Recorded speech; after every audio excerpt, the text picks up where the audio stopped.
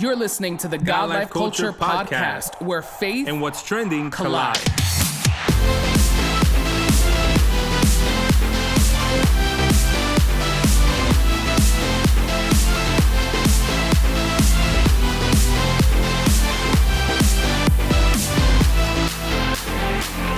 Welcome to the latest episode of the God Life Culture podcast. This is Eddie. What's up, everyone? This is Miguel, and we are so excited that you are tuned in for a brand new episode of the God Life Culture podcast. If this is your first time listening, first time watching, first time joining us today, we want to say welcome to our podcast. We hope that you are blessed, encouraged, motivated, inspired, uplifted, that you feel great after listening to this podcast. And if you are a returning listener, thank you so much for being on this journey with us.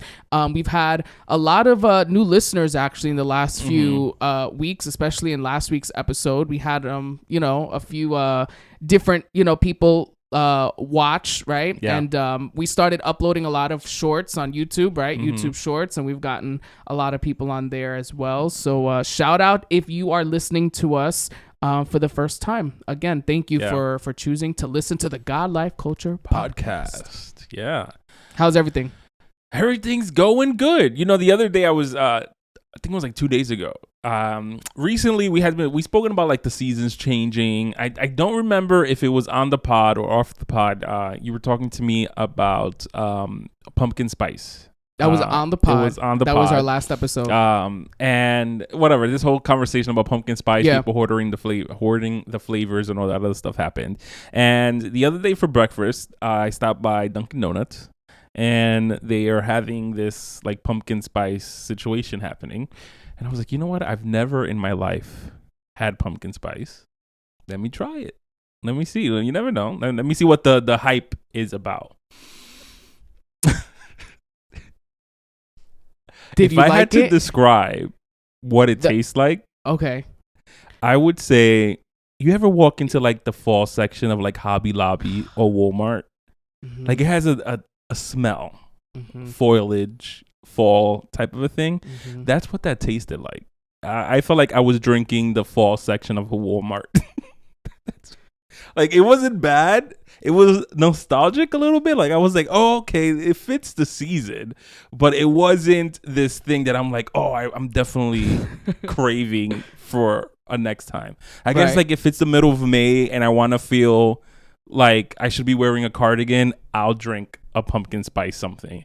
Right. But it wasn't, I don't know, it wasn't spectacular. Really? I wasn't like blown away.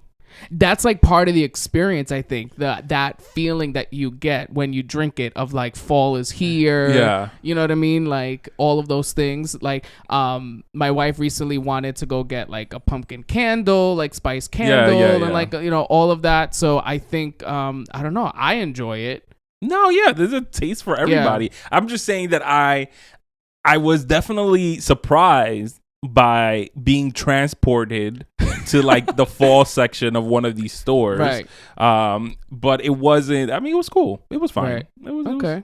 Like I'm not going to be like saving creamers, for the summer. Right. Like other people do. Like I do. Yeah. It'll just be one of those things. Right. But it was cool. It was an experience. It was, you try and it's stuff. The coffee, not the creamers. Yes, that's what. Yeah. But it's like one of those things that you try, you figure it out, and it's good. So like, if somebody ever gave me a pumpkin spice something, I'll drink it. Right. But So let us know. Do you like pumpkin, or do you feel like it's overrated? Let us know. It could be. But yeah. But anyways, usually every once in a while we like to do an episode where we just like ask each other like random questions and see where the conversation leads us. Yeah. And today is one of those days where we have questions for each other. Maybe like 2 questions each, 4 questions in total, where we're just going to throw at each other and answer accordingly and then see where it goes. So I'll start. Are you okay with that? With me starting, or did you want to start? No, you can start. I'll start. And the first question is, how does competition affect our friendship? How do you think does competition affect the God Life Culture podcast host friendship? Right.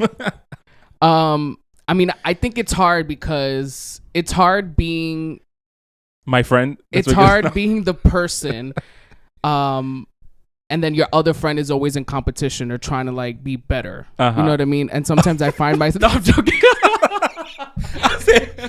I'll say, who are you describing? Because you're not describing us. I'm totally joking. You know, it's funny because we've spoken about competition before, right? And like different aspects of, yeah. you know, and healthy competition, unhealthy competition.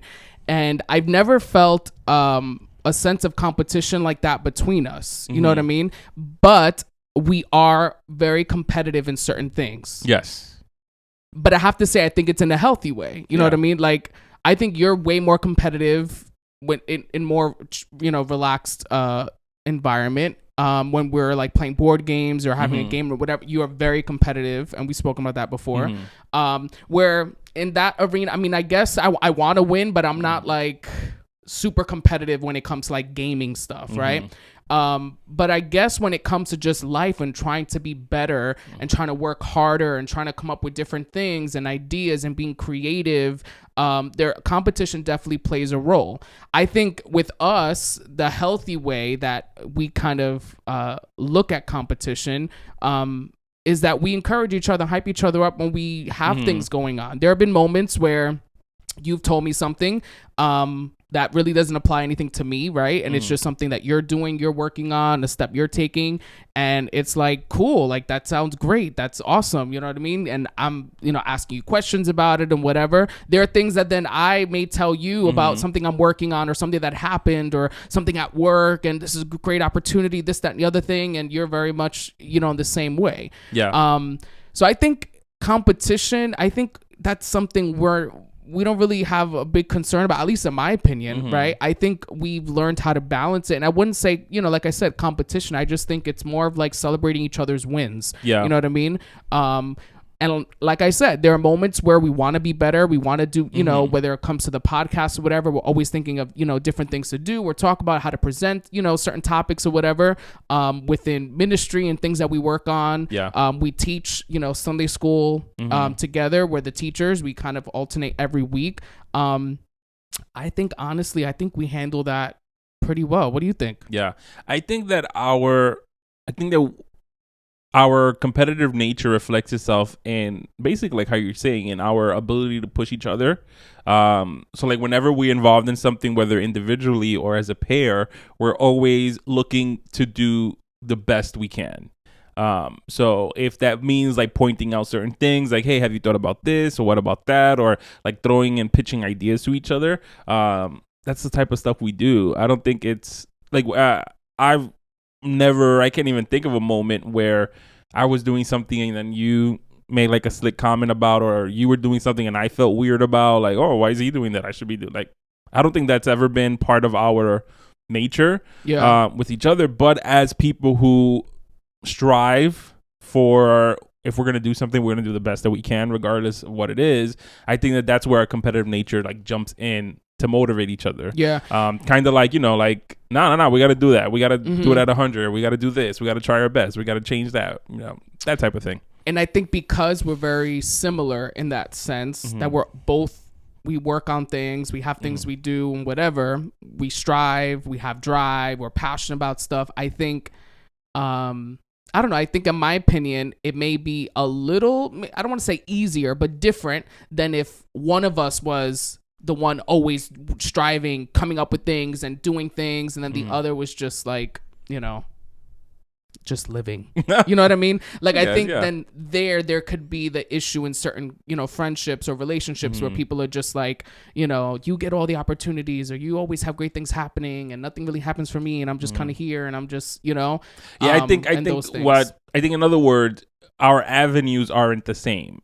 So like we work well together, we do a lot of things similarly, but what we do individually is different. Yeah, I think that's where it is. Like if I was maybe doing poetry and spoken word and stuff like that, then I think that would create an avenue where if I wasn't secure in that area, for me to then maybe feel a certain type of way, but that's not my flow. So I just hype you up. So what would you say, I guess, to that person who has a friend that they feel is very competitive with them in a negative way? Dump them. No, let me stop. Yes, there's truth to that. No, I think that, listen, communication is key. as always. So if you feel that their competitive nature is coming from a point of view where they're always like comparing you to them or trying to one up you and be better than you and then like throw that in your face, that's not a friend. So when I said dump them, joking around, no, I really mean that. You know, like maybe there's a conversation that does need to happen. Like, hey, why do you feel the need to always try to one up me? Or why do you feel the need to always compare yourself to me? That type of situation. Those are hard conversations to have. Not everybody is built for those type of conversations. But if you value that person outside of those moments, then you have to have that conversation, and then you give them an opportunity, you give them a grace period to really see if they make improvements and switch it up, but if you see if this is something that's in their nature, man, walk away. Because it's not, you want someone in your corner, in your circle, who is going to support you and is not trying to like screw you over. Like that's not.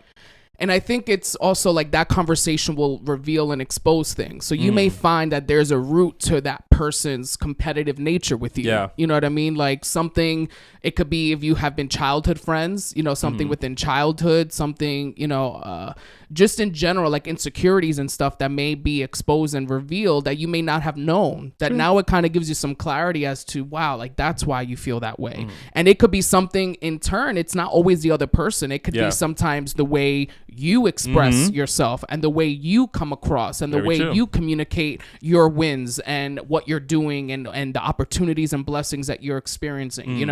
At the end of the day, celebrating someone else's win doesn't diminish you, doesn't diminish your wins, your successes, your victories, your light. You know what I mean?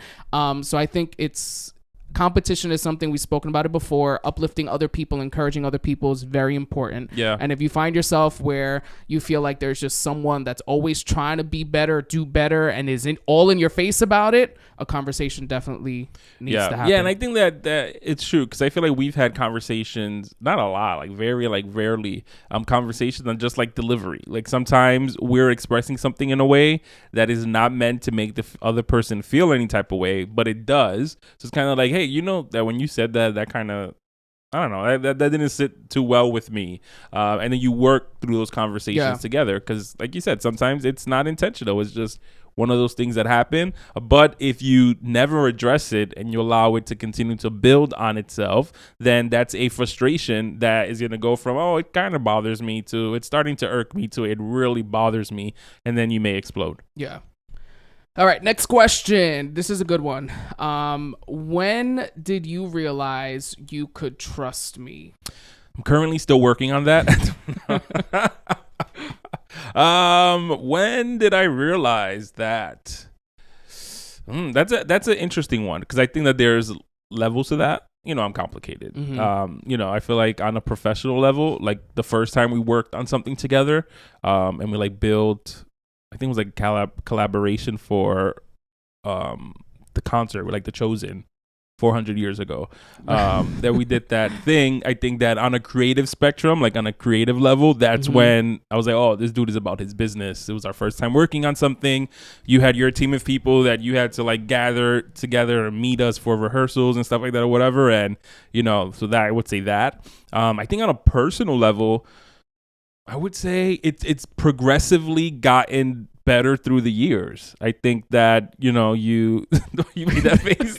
Because that sounds horrible. No, because what I mean from that, I get you. In the best way possible. Because I feel like when people become friends with people, it's like, oh, we're friends, we get along. Oh, I trust you with everything. And then it's like, you've known that person for 2 minutes. Like, chill, relax. You know what I mean? And I think that as your friendship grows and as your friendship, strengthens, it's like there's levels of things that you become more and more comfortable like sharing with them and being more open about, being more vulnerable about, because I don't think years ago I would have been comfortable with being like, yeah, I'm having a down day. I don't even think those type of conversations happened with us in the beginning. But as time progressed and, our friendship strengthened, then it became a thing where if you were having a day that you were feeling a certain type of way, or I was having a day I was feeling a certain type of way, I can express that. And it'll be it'll be fine. So I think that in reference to trusting, I think from the beginning there's always been an establishment of some sort of trust, whether it was because of our commonalities and interests and our professional work methods and stuff like that. But through the years, it has strengthened. So, and I think that'll continue to strengthen. Yeah. So what about you? I agree. I think that sometimes you realize that you could trust people, right? But then there are moments where you may forget that, right? Not that you take it for granted, but these people may always be in your life. They may always be like around you, and you kind of may forget, like, I know I can trust them. Yeah. Why am I not then being more open or more honest or sharing certain parts of myself? You know what I mean? So I think then there are moments where you're reminded, right? Like, you can trust this person. You know what I mean? And I think trust issues is something everyone deals with. You know what I mean? Yeah. Even those individuals who seem like they can easily trust people that they just met, there's still some trust issues there. You know what I mean? I think for the most part, everyone is afraid to be open and share and expose, things about themselves, or just, afraid of being let down or disappointed or, betrayed or whatever. So I think when it comes to trust, that's kind of what everyone is always aiming for, right? In school, when I ask my students all the time, what do you want? What do you look for in friends? What do you look for in this, that, and the other thing? Trust is always like, that they're trustworthy. It's like the first thing that comes to mind, because we all want someone that we can trust. Yeah. So I have to agree with you. I think, when it comes to our friendship, that is true. The idea that as the years have progressed, I think, and that's the way it should be, right? You almost earn people's trust, and not that you strive every day to prove yourself to someone, but life and experiences will definitely put you in positions to prove yourself to people around you. You know what I mean? So I have to agree that I think as the years have progressed, that trust has, evolved, right? And yeah, is there a moment that stands out? No, because I was debating on something. Okay. No, yeah. I think there's definitely moments, right? Okay. But I think the moment for me wasn't too long ago. It was just a situation that you had to have a hard conversation with me about. Very right? True. Nothing even had to do with us. It was like an external situation. And I remember seeing how difficult of a conversation that was for you to have, and how it was like risky, like it could have went in so many different directions. And I remember leaving like that moment kind of recognizing, like, A, he didn't have to do this. 2, he didn't have to, bring this up or talk about it in this way or whatever. And that took a lot, to say. But it was in that moment that I realized, like, or it was confirmed again, or, strengthened that idea of, this is someone that, is on your side, that you can trust. So yeah, I think, there are moments. I can't get into too much detail. No, I get it. I know. You got to join our Patreon. Join our Patreon, and imagine. We can, but and I think that's those are signs of friendships, like true friendships, where through the years you will have situations that happen where it kind of like you have to prove your loyalty and your trust for the other people as well. Where there may be situations where you have to make the decision of, do I have that tough conversation? Yeah. Do I not say anything about a situation that I know is going to affect them eventually down the line? Let that be a situation that they deal with, or be like, no, this is my friend. I have to give him a heads up. I have to speak to them about this, or anything. It could be anything in general, where I feel like there are moments where you're put in a position where unwillingly you have to be like, you know what, that's my boy.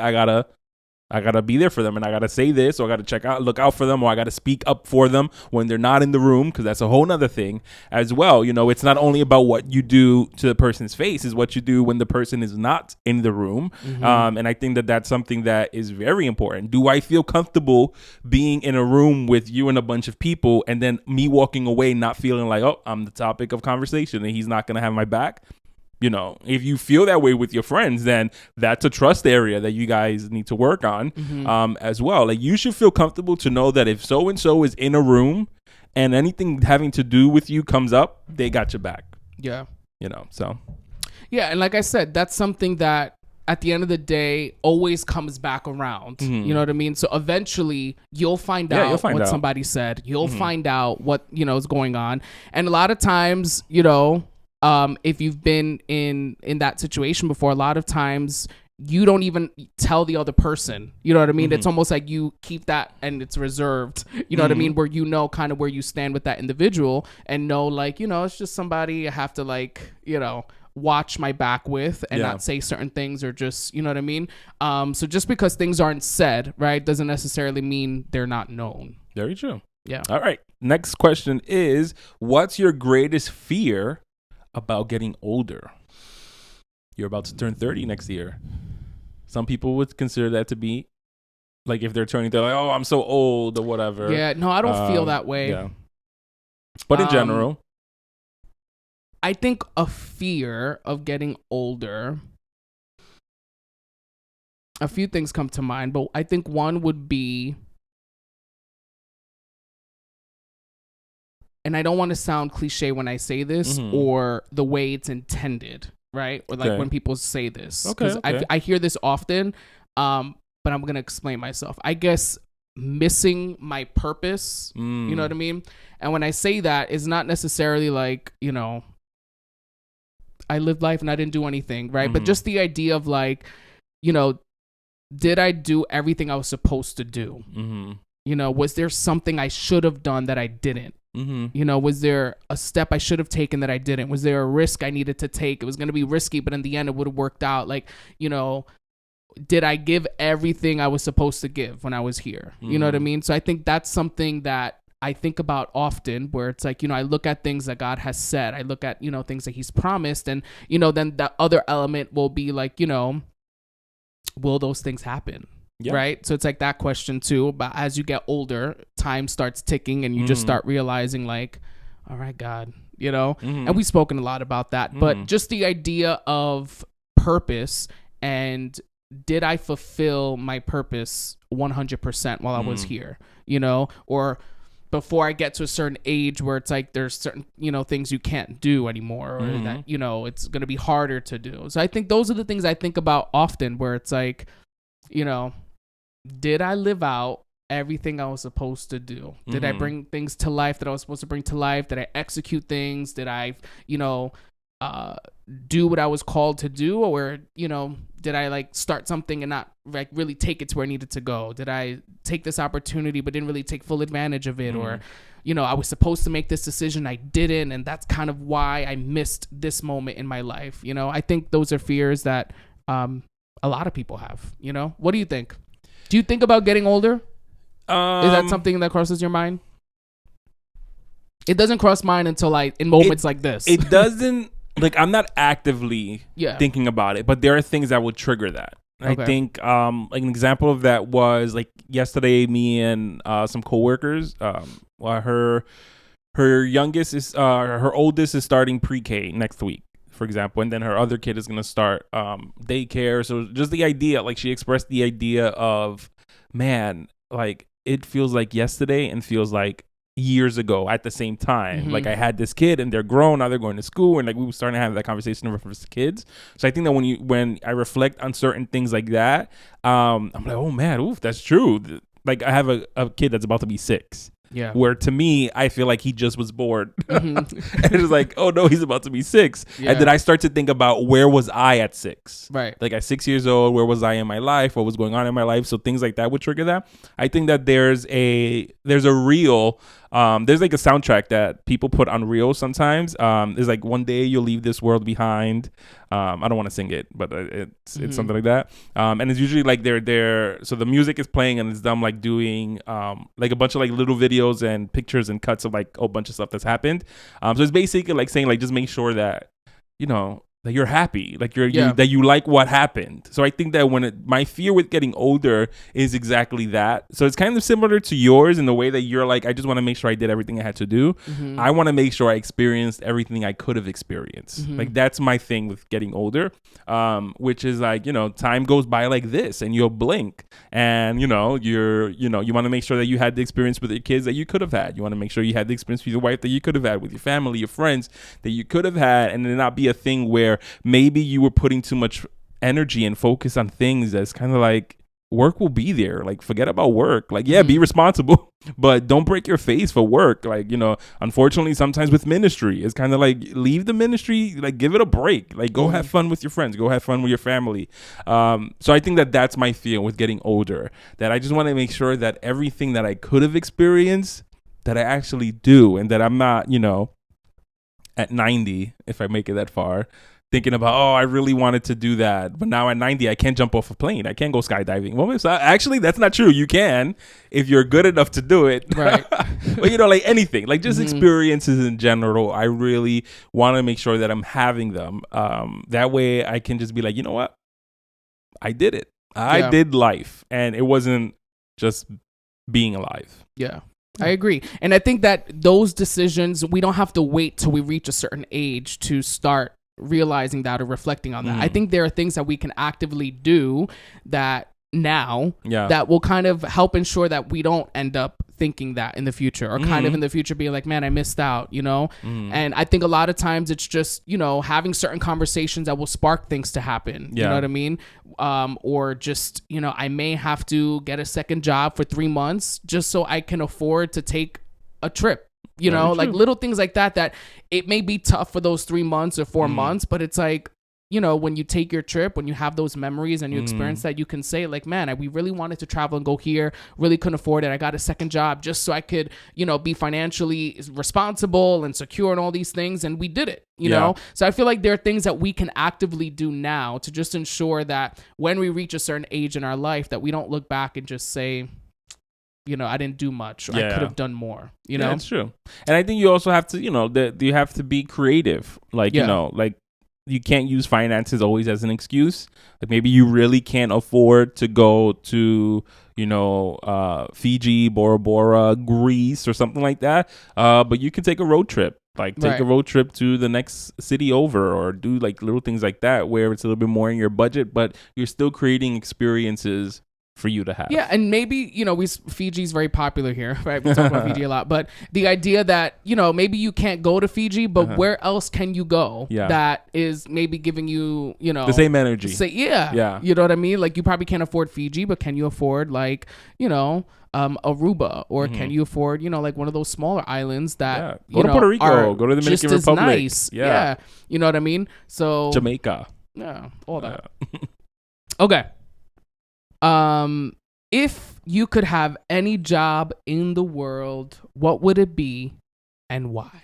I would be a social media influencer. I don't know. That's weird. That's a weird question. Because I don't think that there is a job that I would particularly want. I think that it would be a crevice that I would have crafted out for myself, where I could be creative.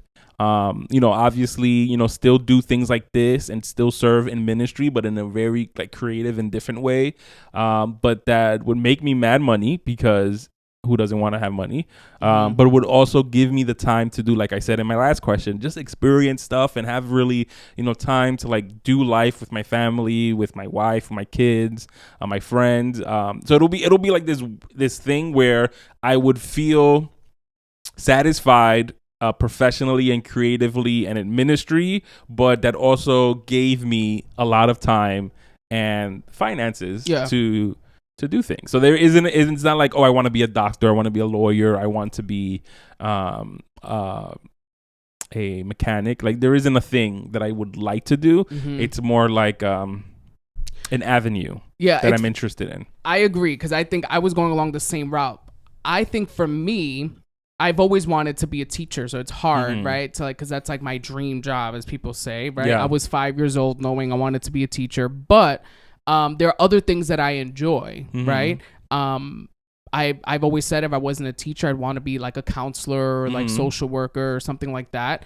But I mean, I don't think there is a specific job, right, that would be like, if I could do anything, this is what I would want to be, right? I think, like you said, it would be something, in the creative field where I can, speak to people, or like, help people, create things, design things, kind of, especially like, within social media and things like that, podcasting. I think all of those things together, all of that could be a job. So it's almost like everything I do on the side. Yes. So after I teach, after Mr. Pagan leaves that building, you know what I mean?